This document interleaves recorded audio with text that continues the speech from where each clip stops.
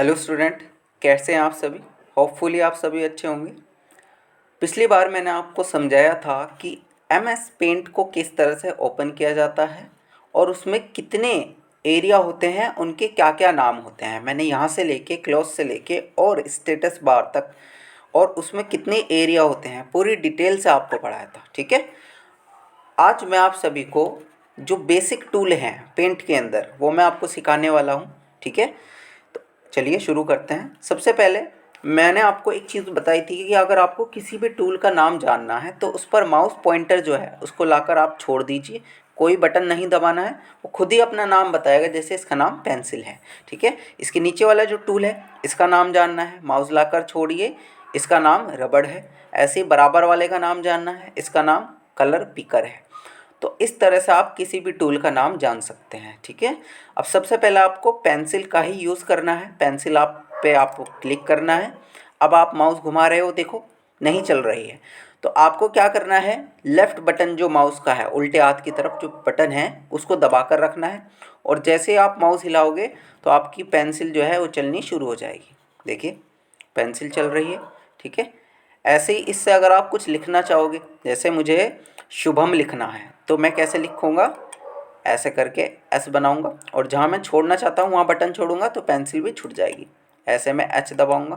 ठीक है, इस तरीके से आप कुछ भी इसमें ड्रॉ करके लिख सकते हैं।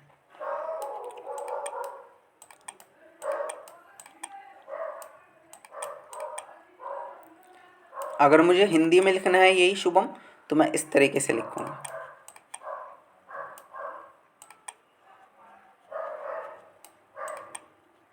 देखिए, ठीक है।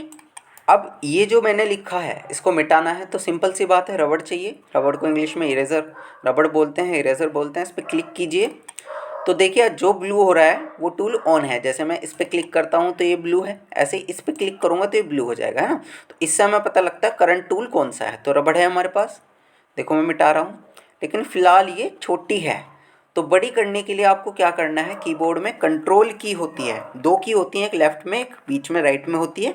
तो कोई सी भी एक की दबानी है और जहाँ नंबर्स होते हैं आपके 1 2 3 वहीं पे प्लस का चिन्ह होता है, माइनस से जस्ट नीचे प्लस का, तो प्लस दबा के रखना है। कंट्रोल के साथ प्लस दबाओगे तो इरेजर जो है बड़ी हो जाएगी, और कंट्रोल दबा के रखो और माइनस दबा के रखो तो छोटी हो जाएगी। ठीक है, तो राइट हैंड वाले प्लस माइनस आपको यूज़ करने हैं कीबोर्ड में अंदर। ठीक है, तो कंट्रोल के साथ प्लस रबड़ बड़ी, कंट्रोल के साथ माइनस रबड़ छोटी।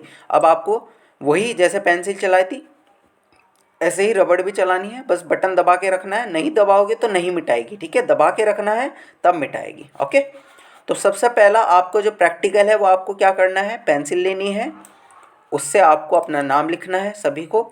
उसके बाद रबड़ लेनी है, उससे मिटाना है, रबड़ को बड़ी करनी है, छोटी करनी है, फिर मिटा के देखना है। ऐसा आपको कई बार करना है। ओके, नेक्स्ट ये टूल मैं आपको अभी सिखाऊंगा थोड़ी देर बाद। सबसे पहले आपको शेप्स करनी है।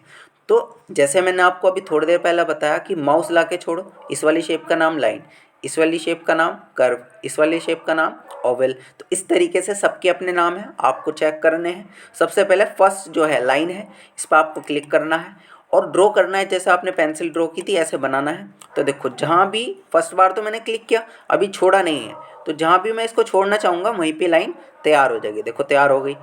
अब दोबारा एक लाइन और तैयार करता हूँ, जहाँ भी छोड़ना चाहता हूँ वहाँ पे तैयार हो गई। ऐसे एक लाइन तिरछी बनाना चाहता हूँ, तिरछी बन गई। लेकिन इसमें एक कॉमन चीज़ आपने देखी होगी, कोई भी लाइन बिल्कुल सीधी नहीं है। अगर आप ये चाहते हो कंप्यूटर में पेंट के अंदर एक सीधी लाइन बने तो शिफ्ट की जो होती है, कंट्रोल से जस्ट ऊपर शिफ्ट लिखा है SHIFT, आपको इसको दबा के रखना है। जैसे ही आप माउस दबा के चलाओगे प्रॉपर सीधी लाइन आएगी। देखो माउस अगर मेरा तिरछा भी जा रहा है तो प्रॉपर तिरछी लाइन बनेगी, समझ रहे हो ना, एक प्रॉपर तिरछी लाइन। तो हॉरिजॉन्टल, वर्टिकल और तिरछी को इंग्लिश में बोलते हैं डायनेगल। अगर ये तीन तरह की लाइन बनानी है तो आप शिफ्ट की का यूज़ करेंगे। समझ में आया, हॉरिजॉन्टल,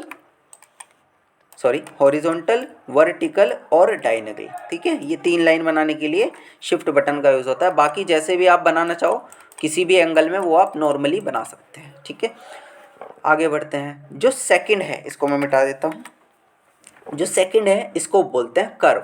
कर्व की एक खासियत होती है, देखो मैं आपको बताऊं कि कर्व में आप एक लाइन ड्रॉ करोगे, जैसे सिंपल आप लाइन ड्रॉ करते हो, ये लाइन ड्रॉ हो गई, आप ये कहोगे तो सिंपल लाइन है। लेकिन कर्व की खासियत होती है आप इसको पकड़ के मोड़ सकते हो, ठीक है, एक बार इधर से भी पकड़ के मोड़ सकते हो।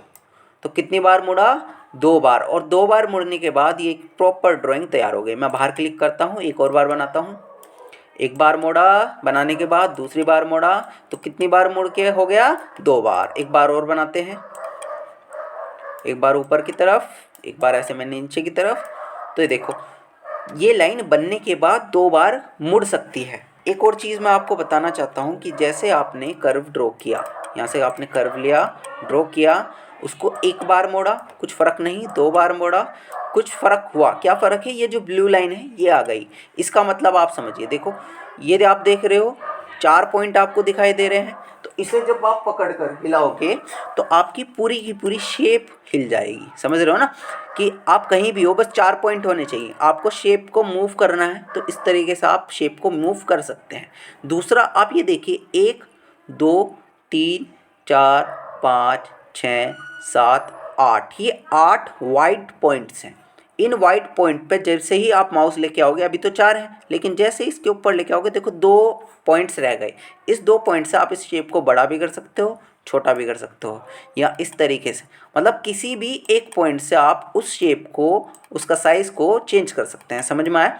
तो 4 पॉइंट आने पर आपकी शेप मूव होगी और 2 पॉइंट आने पर आपकी शेप छोटी बड़ी होगी, ठीक है। अगला टूल करते हैं, इसका नाम है ओवल। ओवल मतलब हिंदी में अंडाकार शेप को ओवल बोलते हैं, ठीक है। इस पर क्लिक करिए, ऑन हो गया। अब जैसे आप लंबा बना रहे हो, चौड़ा बना रहे हो, नहीं बना, सही नहीं बनी, लंबा बना रहे हो, सही नहीं बनी। तो ओवल बनाने का एक सिंपल तरीका है, आपको पकड़कर डायनेगल खींचना है, मतलब तिरछा खींचना है। जैसे आप तिरछा खींचोगे एक गोला बनेगा, ऐसे ही मैं इधर से खींचूंगा एक गोला बनेगा, ऊपर की तरफ जाओगे गोला बनेगा, इधर लेफ्ट की तरफ ऊपर जाओगे गोला बनेगा। तो क्या करना है? आपको तिरछा बनाना है। समझ में आया ना? ओवल बनाने के लिए आपको क्या करना है? तिरछा बनाना है। अब देखिए इसमें भी क्या है, जैसे आप एक ओवल बनाओगे तो चारों तरफ एक ब्लू लाइन आएगी। इसका भी मतलब सेम है कि 4 पॉइंट आने पर शेप मूव होगी और 2 पॉइंट आने पर शेप बड़ी छोटी होगी। इससे आपको क्या सीखने के लिए मिला कि शेप बनाने के बाद भी आप उसका आकार बदल सकते हैं और उसको मूव भी कर सकते हैं। एग्जाम्पल के तौर पे आपने एक इस ओवल के अंदर एक आँख बनाई, समझ रहे हो? अब एक आँख आपसे क्या हुआ, गलती से छोटी बन गई, तो आपको इसको मिटाने की ज़रूरत नहीं है, आपको इसको पोजीशन पर रखना है। इन पॉइंट्स पर आकर आपको वो आँख सही कर देनी है। तो इस तरीके से आप वो शेप कहीं भी उठाकर रखकर प्रॉपर बना सकते हैं। मतलब गलत बन गई कोई बात नहीं, उसको आप ठीक कर सकते हैं, ठीक है। दूसरा एक और चीज़ आप समझिए, जैसे आपने एक बड़ा गोला बनाया, क्योंकि 4 पॉइंट आ रहे हैं, आप उसमें कुछ ड्रॉ नहीं कर सकते, एक बार सिंपली बाहर क्लिक कीजिए या फिर आप बनाने के बाद उस टूल पर दोबारा क्लिक कीजिए तो आपकी वो लाइन हट जाएगी। अब आप इसके अंदर बना सकते हैं। समझ में आया ना? एक शेप बनाओ, उसके बाद बाहर क्लिक करो, फिर आप दूसरी शेप बनाओ तो आप उसके अंदर बना पाओगे, ठीक है। अब ये देखिए इस तरीके से, इस तरीके से, इस तरीके से आपको एक ड्राइंग करनी है। अब कर्व का यूज़ करके मैं एक नाक बनाता हूँ। इसमें देखो एक सिंपली लाइन खींचो, उसको थोड़ा सा मोड़ दो, देखो एक प्यारी सी छोटी सी नाक बन गई, है ना। अब ऐसे ही आपने लंबा डंडा खींचा छोटा सा और इसको एक बार नीचे कर दिया। अगर आप ऐसे ऊपर उठाओगे तो ये रूस जाएगा, देखो गुस्सा हो गया है ना।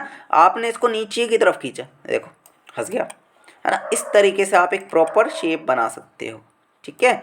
यहाँ पर आप आपने इसको नीचे की तरफ करा, ऐसे ही आपने एक ड्रॉ किया, इसको 2 बार नीचे की तरफ मोड़ा। तो इन टूल का यूज़ करके आप देखो कितनी अच्छी एक ड्राइंग बना सकते हैं।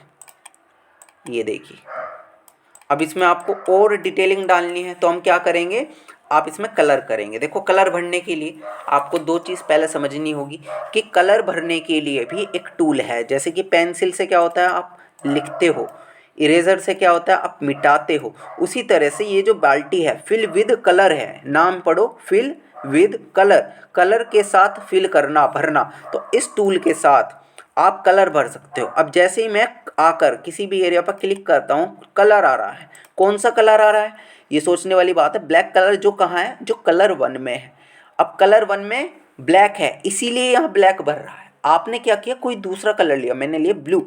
तो जैसे ही ब्लू लिया, यहाँ देखो 1 में ब्लू आया ना। अब मैं जैसे ही क्लिक करूँगा तो ब्लू कलर आ रहा है, क्यों? क्योंकि 1 में ब्लू है। ऐसे ही मैं येलो कलर लूँगा और मैं क्लिक करूँगा तो कौन सा आएगा? येलो। क्यों? क्योंकि 1 में येलो है। तो आपको ध्यान रखना है कि कलर पे क्लिक करने के बाद यहाँ आना चाहिए कलर, तब जाकर आप कलर भर पाओगे। 1 में आपको ध्यान रखना है, जो कलर 1 में होगा वही कलर भरा जाएगा, ठीक है। अब मुझे क्या करना है, नीचे वाली आँख में थोड़ा सा डार्क पॉइंट करना है। तो देखिए कितनी अच्छी एक ड्राइंग तैयार हो गई है। तो समझ में आया? आज मैंने आपको पेंसिल, रबड़, शेप्स सिखाई हैं। ये शेप्स सारी ऐसे ही ड्रॉ होंगी, सिंपली आपको ड्रॉ करनी है। दूसरी चीज़, कलर जो होगा उसी कलर में आएंगी। तो आप जो भी कलर लेना चाहो वो कलर लेकर उसमें ड्रॉ कर सकते हो, ठीक है। आगे के जो टूल्स हैं वो मैं आपको आगे पढ़ाऊँगा। आज के लिए बच्चों इतना ही। Thank you.